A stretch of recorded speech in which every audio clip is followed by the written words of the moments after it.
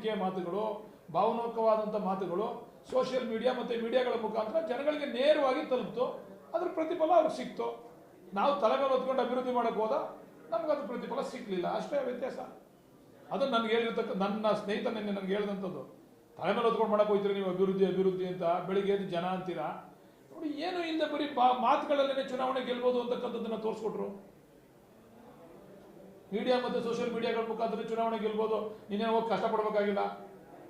ರಾಮನಗರದಲ್ಲಿ ಯಾವತ್ತಾದರೂ ಕುಮಾರಸ್ವಾಮಿರವರು ಒಂದು ಸಭೆ ಕರೆದು ಜನಗಳ ಕಷ್ಟ ಕೇಳಿರೋಂಥದ್ದು ಉದಾಹರಣೆ ಇದೆಯಾ? ತಾಲೂಕು ಆಫೀಸಲ್ಲಿ ಕೂತ್ಕೊಂಡು ಒಂದು KDP ಮೀಟಿಂಗ್ ಮಾಡಿ ಜನಗಳನ್ನ ಏನು ನಡೀತದೆ ಕ್ಷೇತ್ರದಲ್ಲಿ ಕೇಳೋದು ಉದಾಹರಣೆ ಇದೆಯಾ? ಅದೇ ಜನ ಓಟ್ ಹಾಕ್ತಾ ಇಲ್ವ ಕುಮಾರಸ್ವಾಮಿಗೆ?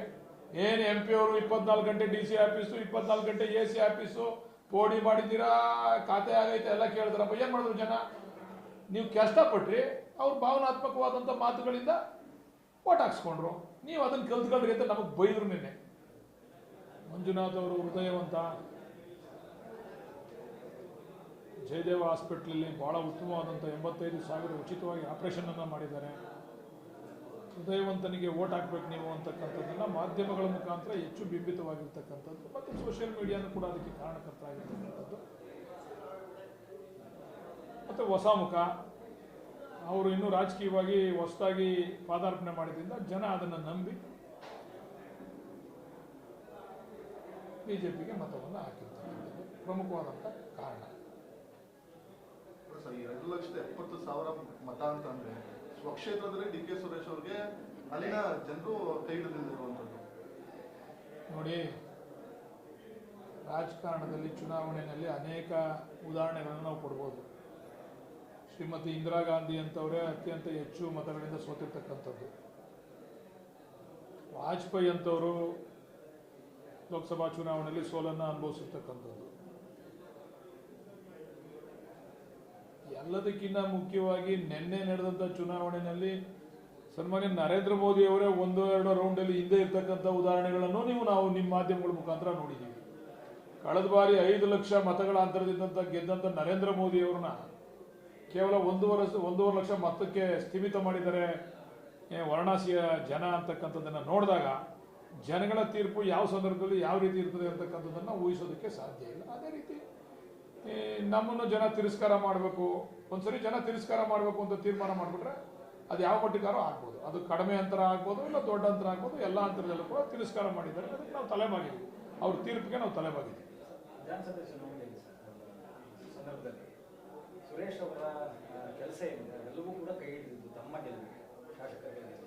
ಆದರೆ ತಾವು ಅವ್ರನ್ನ ಗೆಲ್ಲಿಸ್ಕೋಬಾರಾಗಿಲ್ಲ. ನಾನು ಈಗಾಗಲೇ ಮೊನ್ನೆ ಪ್ರೆಸ್ ಮೀಟ್ನಲ್ಲಿ ಹೇಳಿದೆ, ಅವರು ನಮ್ಮನ್ನು ಗೆಲ್ಲಿಸೋದ್ರಲ್ಲಿ ಸಫಲ ಆದರು, ನಾವು ಅವ್ರನ್ನ ಗೆಲ್ಲಿಸೋದ್ರಲ್ಲಿ ವಿಫಲ ಆಗಿದ್ದೀವಿ. ಏನು ಕಾರಣ ಇರ್ಬೋದು? ಅದು ನಮ್ಮ ಕಾರ್ಯವೈಖರಿ ಕಾರಣ ಇರ್ಬೋದು, ಅಥವಾ ನಾನು ಹೇಳ್ದಂಗೆ ಇವತ್ತಿನ ರಾಜಕೀಯದ ವಾತಾವರಣನೂ ಕೂಡ ಕಾರಣ ಇರ್ಬೋದು. ಅನೇಕ ಕಾರಣಗಳಿರ್ತವೆ, ಒಂದೇ ಕಾರಣದಿಂದ ಚುನಾವಣೆ ಆಗೋದಿಲ್ಲ. ಅನೇಕ ಕಾರಣಗಳಿರ್ತವೆ, ಒಂದೊಂದು ಕಾರಣ ಒಂದೊಂದು ರೀತಿ ಒಂದೊಂದು ಸಲ ಪ್ರಜ್ವಲಿಸ್ತವೆ.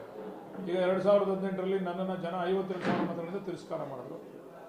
ಅದೇ ರೀತಿ ಈ ಬಾರಿನೂ ಕೂಡ ಆಗಿದೆ ಅಂತಕ್ಕಂಥದ್ದು ನನ್ನ ವೈಯಕ್ತಿಕವಾದಂಥ ಅಭಿಪ್ರಾಯ. ಜನನೇ ಓಟ್ ಹಾಕಿರ್ತಕ್ಕಂಥದ್ದು, ಯಾವ ಮುಖಂಡರು ಬಂದು ನಾವು ಓಟ್ ಹಾಕ್ಸಿದ್ದೀವಿ ಅಂತ ಎದೆ ಮುಟ್ಕೊಂಡು ಹೇಳ್ತಕ್ಕಂಥ ವಾತಾವರಣ ಏನಿಲ್ಲ ಇಲ್ಲಿ. ನಾವೇನೋ ಯಾವ ಕಾರ್ಯಕರ್ತರು, ನಾವು ನಮ್ಮ ಕಾರ್ಯಕರ್ತರು ಮಾಡಿದಷ್ಟು ಕೆಲಸನೂ ಕೂಡ ನಮ್ಮ ವಿರೋಧಿ ಕಾರ್ಯಕರ್ತರುಗಳು ಮಾಡಲಿಲ್ಲ. ಆದರೆ ಸಮೂಹ ಸನ್ನಿ ಅಂತ ಹೇಳ್ತಾರಲ್ಲ, ಹಂಗೆ ಜನ ಈ ಬಾರಿ BJP ಓಟ್ ಹಾಕಬೇಕು ಅಂತಕ್ಕಂಥದ್ದು ಒಂದು ಭಾವನೆ ಆದರೆ, ಮಂಜುನಾಥ್ ಅವ್ರಿಗೆ ಓಟ್ ಹಾಕಬೇಕು ಅಂತಕ್ಕಂಥದ್ದು ಎರಡನೇ ಭಾವನೆ. ಜೊತೆಗೆ ಕಾರ್ಯಕರ್ತರುಗಳು ನಮ್ಮ ಚುನಾವಣೆಯಲ್ಲಿ ಏನು ಸೋಲನ್ನು ಕಂಡಿದ್ರು ಆ ಕಾರ್ಯಕರ್ತರು ಕೂಡ ಸಂಘಟಿತರಾಗಿ ಕೆಲಸ ಮಾಡಿರ್ತಾರೆ. ಕಾಂಗ್ರೆಸ್ ಸರ್ ಗ್ಯಾರಂಟಿಗಳ ಮೇಲೆ ಚುನಾವಣೆಯನ್ನು ಎದುರಿಸಿದ್ರು, ಆಗ ಗ್ಯಾರಂಟಿಗಳೇ ಕೈ ಹಿಡಿದಿಲ್ವಲ್ಲ ಸರ್? ನೋಡಿ, ಯಾವುದೋ ಒಂದು ಅಸ್ತ್ರ ಇಟ್ಕೊಂಡು ನಾವು ಚುನಾವಣೆಗೆ ಹೋಗ್ತೀವಿ, ಈಗ ಅದು ಕೈ ಹಿಡಿದಿಲ್ಲ ಅಂತಕ್ಕಂಥ ಮನವರಿಕೆ ಆಗಿದೆ. ನಮ್ಮ ವಿರೋಧಿಗಳು ಕೂಡ ಆ ಮಾತನ್ನು ಹೇಳಿದ್ದಾರೆ, ಗ್ಯಾರಂಟಿಗಳಿಂದ ಏನು ಪ್ರಯೋಜನ ಆಗಿಲ್ಲ ಇವರಿಗೆ ಅಂತೇಳಿ.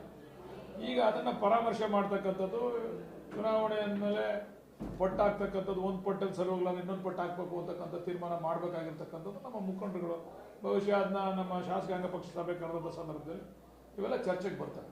ಸರ್, ನೀವು ಹೇಳಿದ್ರಿ ಸರ್, ಅದ್ರ ಬಗ್ಗೆ ಚಿಂತನೆ ಮಾಡಬೇಕಾಗುತ್ತೆ. ಲೋಕಸಭಾ ಚುನಾವಣೆಯಲ್ಲಿ ಮತದಾರರು ಕೈ ಹಿಡಿಯಲಿಲ್ಲ ಅಂತಂದ್ರೆ ಗ್ಯಾರಂಟಿ ಯೋಜನೆಗಳ ಬಗ್ಗೆ ಆ ವಿಚಾರವಾಗಿ CM ಹತ್ರ ಮಾತಾಡ್ತೀನಿ ಅಂತ ಕೂಡ ಹೇಳಿದ್ವಿ. ಈಗಲೂ ಅದೇ ಅಭಿಪ್ರಾಯದಲ್ಲಿ ನಾವಿದ್ದೀವಿ. ಯಾಕಂದರೆ ಜನ ನಿಮ್ಮ ಗ್ಯಾರಂಟಿಗಳು ನಮ್ಗೆ ಅವಶ್ಯಕತೆ ಇಲ್ಲ ಅಂತಕ್ಕಂಥ ತೀರ್ಪನ್ನು ಈ ಚುನಾವಣೆಯಲ್ಲಿ ನಮಗೆ ಕೊಟ್ಟಿದ್ದಾರೆ. ಅದು ಮುಂದುವರಿಸಬೇಕಾ ಬೇಡವಾ ಅಂತಕ್ಕಂಥದ್ದನ್ನು ಹೇಳಲಷ್ಟು ದೊಡ್ಡವನು ನಾನಲ್ಲ. ಅದಕ್ಕೆ ತೀರ್ಮಾನ ಮಾಡಲಿಕ್ಕೆ ದೊಡ್ಡ ದೊಡ್ಡ ನಾಯಕರುಗಳಿದ್ದಾರೆ, ಮುಖ್ಯಮಂತ್ರಿ, ಉಪಮುಖ್ಯಮಂತ್ರಿ, ಮಂತ್ರಿಮಂಡಲ ಎಲ್ಲ ಇದೆ. ಅವರೆಲ್ಲ ಚರ್ಚೆ ಮಾಡಿ ಪರಾಮರ್ಶೆ ಮಾಡಿ ಆಮೇಲೆ ತೀರ್ಮಾನ ತೆಗೆದುಕೊಳ್ತಾರೆ. ಈಗ ನಾವು ಕೂಡ ಪಟ್ಟನ್ನು ಬದಲಾಯಿಸಬೇಕಲ್ಲ. ಆ ಪಟ್ಟಲ್ಲಿ ಹೋಗೋಕ್ಕಾಗಲ್ಲ. ಈ ಪಟ್ಟಿ ಸರಿ ಇಲ್ಲ ಕಂಡ್ರೆ ನಿಮ್ಮ ಚುನಾವಣೆಯಲ್ಲಿ ನಿಮ್ಗೆ ಸೋಲಿಸಿದೆ ಈ ಪಟ್ಟು ಅಂದಾಗ ನಾನು ಅದೇ ಪಟ್ಟು ಹಾಕ್ತೀನಿ ಅಂತ ಹೋಗೋಕ್ಕಾಗಲ್ಲ.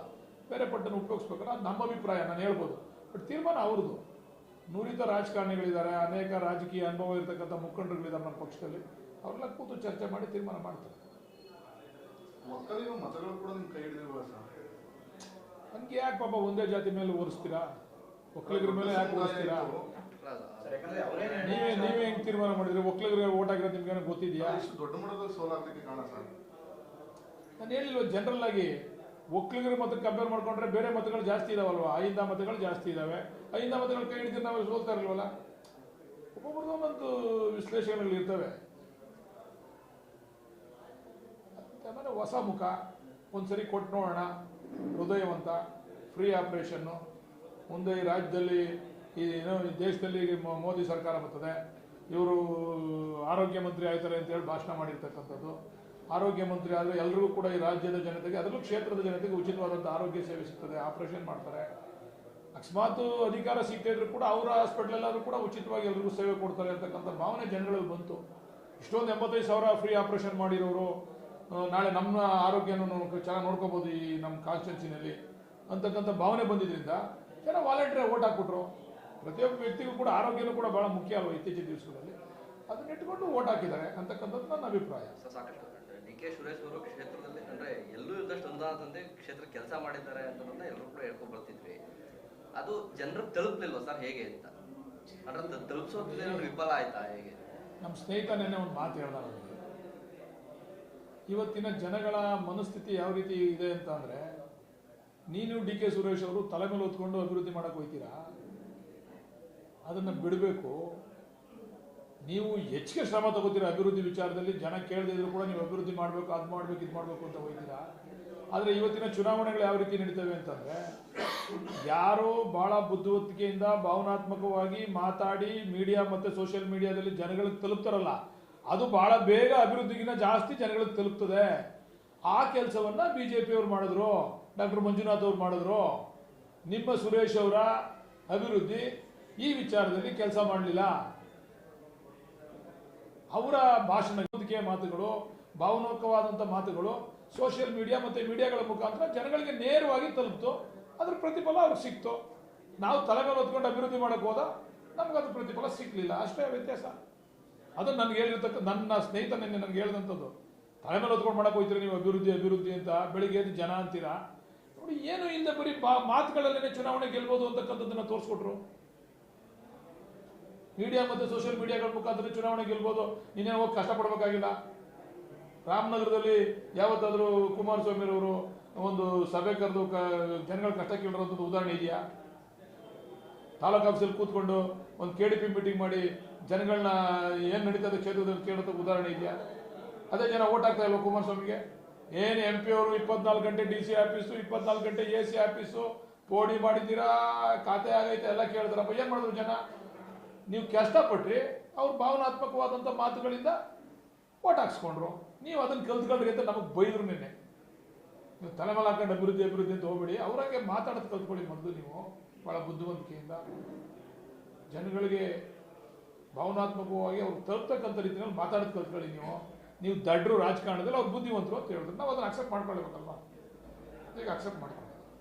ಡಿ.ಕೆ. ಶಿವಕುಮಾರ್ ಅವರು CM ಆಗಬೇಕು ಅನ್ನುವಂಥ ಕನಸಿಗೆ ಬೆಂಗಳೂರು ಗ್ರಾಮಾಂತರದಲ್ಲಿ ಸೋಲಾಗಿರುವಂಥದ್ದು ಹಿನ್ನಡೆ ಆಗುತ್ತೆ ಸರ್? ಇದಕ್ಕೂ ಯಾವ ಸಂಬಂಧನೂ ಇಲ್ಲ. ಹಾಗಾದ್ರೆ ಈ 9 ಜನ ಗೆದ್ದಿರೋದು ಡಿ.ಕೆ. ಶಿವಕುಮಾರ್ ಅವ್ರ ಶ್ರಮ ಇಲ್ವಾ? 9 ಜನ ಒಂದಿದ್ದಂಥ MP ನ 9 ಮಾಡೋರಲ್ಲ ಈ ರಾಜ್ಯದಲ್ಲಿ, ಅದು ಅವ್ರ ಶ್ರಮನೂ ಇದೆ. ಇದಕ್ಕೂ ಯಾವ ಸಂಬಂಧನೂ ಇಲ್ಲ. ಕೆಲವರು ಈ ಸಂಬಂಧಗಳನ್ನ ಕಲ್ಪಿಸ್ತಾರೆ ಅಷ್ಟೇ, ಆಗದೆ ಇರೋರು. ಬಟ್ ಅದಕ್ಕೂ ಇದಕ್ಕೂ ಯಾವ ಸಂಬಂಧನೂ ಇಲ್ಲ. ಒಂದಷ್ಟು ಸಚಿವರುಗಳಿಗೆ ಅವ್ರವ್ರ ಕ್ಷೇತ್ರದಲ್ಲಿ ಗೆಲ್ಲಿಸ್ಕೊಬರುವಂತ ಒಂದು ಜವಾಬ್ದಾರಿ ಕೊಡ್ತಿತ್ತು. ಅದ್ರಲ್ಲೂ ಕೂಡ ಒಂದಷ್ಟು ಜನ ವಿಫಲರಾಗಿದ್ದಾರೆ. ತಲೆದಂಡ ಏನಾರು ಆಗುತ್ತಾ? ಆ ಥರದ ಏನಾದ್ರು ವಾತಾವರಣ ಇದೆಯಾ? ನಾನು ಹೇಳಿಲ್ವ ನೋಡ್ರಿ, ಪಂಚಾಯಿತಿ ಚುನಾವಣೆಯಲ್ಲಿ ಓಟ್ ಹಾಕ್ತಕ್ಕಂಥ ರೀತಿನೇ ಬೇರೆ, MLA ಚುನಾವಣೆಯಲ್ಲಿ ಓಟ್ ಹಾಕ್ತಕ್ಕಂಥ ಲೆಕ್ಕಾಚಾರಗಳೇ ಬೇರೆ, MP ಚುನಾವಣೆಯಲ್ಲಿ ಓಟ್ ಹಾಕ್ತಕ್ಕಂಥ ಲೆಕ್ಕಾಚಾರಗಳೇ ಬೇರೆ. ಕೆಲವರು MLAಗೆ ಹಾಕ್ತಾರೆ, MP ಗೆ ಹಾಕಲ್ಲ. ಕೆಲವರು MP ಗೆ ಹಾಕ್ತಾರೆ, MLAಗೆ ಹಾಕಲ್ಲ. ಜನ ಬುದ್ಧಿವಂತರಿದ್ದಾರೆ. ರಾಜ್ಯಕ್ಕೆ ಯಾವ ಸರ್ಕಾರ ಬರಬೇಕು, ಕೇಂದ್ರಕ್ಕೆ ಯಾವ ಸರ್ಕಾರ ಬರಬೇಕು, ಕೇಂದ್ರದಲ್ಲಿ ಯಾರು ಒಳ್ಳೆ ಓಟ್ ಹಾಕಿದ್ರೆ ನಮ್ಗೆ ಒಳ್ಳೇದಾಗ್ತದೆ, ರಾಜ್ಯದಲ್ಲಿ ಯಾರು ಓಟ್ ಹಾಕಿದ್ರೆ ಒಳ್ಳೇದಾಗ್ತದೆ, ಆ ಒಂದು ಆಲೋಚನೆಗಳು, ಆ ಒಂದು ವಿಮರ್ಶೆಗಳು ಪ್ರತಿನಿತ್ಯ ಈ ರಾಜ್ಯದಲ್ಲಿ ನಡೀತಾ ಇರ್ತಕ್ಕಂಥದ್ದೇ. ಈಗ ನನಗೆ ಗೆಲ್ಸಿದ್ರು, ಇವ್ರು ಸೋಲ್ಸಿದ್ರು ಅಂದ್ರೆ ಅರ್ಥ ಏನು? ಅದೇ ಜನ ಅಲ್ವಾ ಓಟ್ ಹಾಕಿರೋದು. ನಮ್ಮ ಚುನಾವಣೆ ಒಂಥರ ವಿಮರ್ಶೆ ಮಾಡ್ತಾರೆ. ಈಗ ಚನ್ನಪಟ್ಟಣ ಬೈ ಎಲೆಕ್ಷನ್ ಅಲ್ಲೂ ಕೂಡ ಕಾಂಗ್ರೆಸ್ಗೆ ಒಳ್ಳೆಯ ಮತಗಳು ಬಂದಿರುವಂಥದ್ದು. DK ಸುರೇಶ್ ಅವ್ರನ್ನ ಸ್ಪರ್ಧೆ ಮಾಡಬೇಕು ಅಂತ ಏನಾದ್ರು ಒತ್ತಾಯ ಮಾಡ್ತೀರಾ ಸರ್? ಮಾಡ್ತಾರೆ ಅದು DK ಸುರೇಶ್ ಅವ್ರಿಗೆ ಹೈಕಮಾಂಡ್ಗೆ ಬಿಟ್ಟಂಥ ತೀರ್ಮಾನ. ಬಟ್ ಒಳ್ಳೆ ಪೈಪೋಟಿಯನ್ನಂತೂ ಕೊಡ್ತೀವಿ ನಾವು.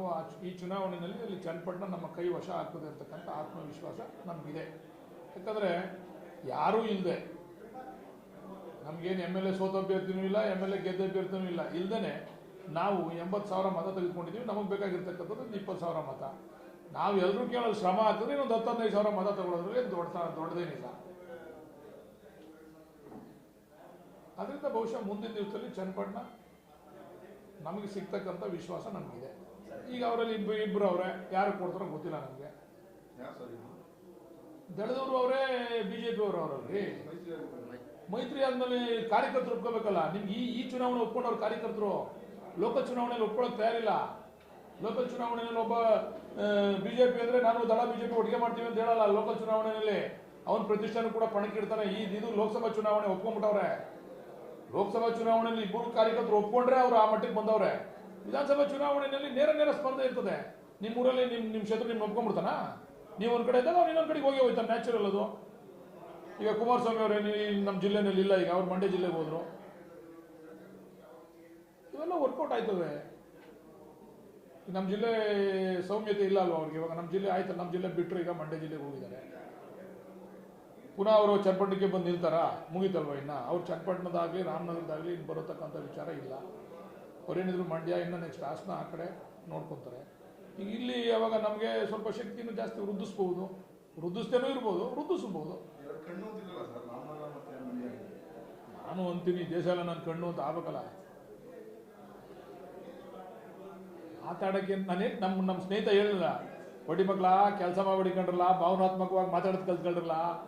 ಕೆಲಸ ಮಾಡದೇ ಇರೋರು ಭಾವನಾತ್ಮಕವಾಗಿ ಮಾತಾಡಿ ಓಟ್ ಹಾಕ್ಸ್ಕೊತಾರೆ. ನೀವು ಮಾತಾಡಿ ನೀವು ಕೆಲಸ ಮಾಡಿ ಹೊರಟಾಗಿ ಮಾತಾಡಿ ನೀವು ಓಟ್ ಕಳ್ಕೊತೀರ ಕಂಡ್ರು ಅಂತ ಬೈದ ನಮ್ಮ ಸ್ನೇಹಿತ ನಿನ್ನೆ. ನೀವು ಮೊದಲು ಪಾಲಿಶ್ ಆಗಿ ಬುದ್ಧಿವಂತಿಕೆಯಿಂದ ಭಾವನಾತ್ಮಕವಾಗಿ ಮೀಡಿಯಾ, ಸೋಷಿಯಲ್ ಮೀಡಿಯಾಗಳ ಮುಖಾಂತರ ಜನಗಳನ್ನ ತಲುಪಿಸಿ. ಜನ ಕೆಲಸ ಕೇಳಲ್ಲ, ಈಗ ಭಾಳ ಅತ್ಯಂತ ಬುದ್ಧಿವಂತಿಕೆ ಮಾತುಗಳನ್ನ ಕೇಳ್ತಾರೆ. ಅದನ್ನು ಕಲ್ತ್ಕೊಳ್ಳಿ. ನೀವು ಅದರಲ್ಲಿ ಫೇಲ್ ಆಗಿದ್ದೀರಾ, ಅವ್ರು ಅದರಲ್ಲಿ ಸಕ್ಸಸ್ ಆಗವ್ರೆ ಅಂತಕ್ಕಂಥ ಮಾತನ್ನ ನೆನ್ನೆ ನಮ್ಮ ಸ್ನೇಹಿತ ಈ ರಿಸಲ್ಟ್ ಬಂದ ತಕ್ಷಣ ಹೇಳ್ದ.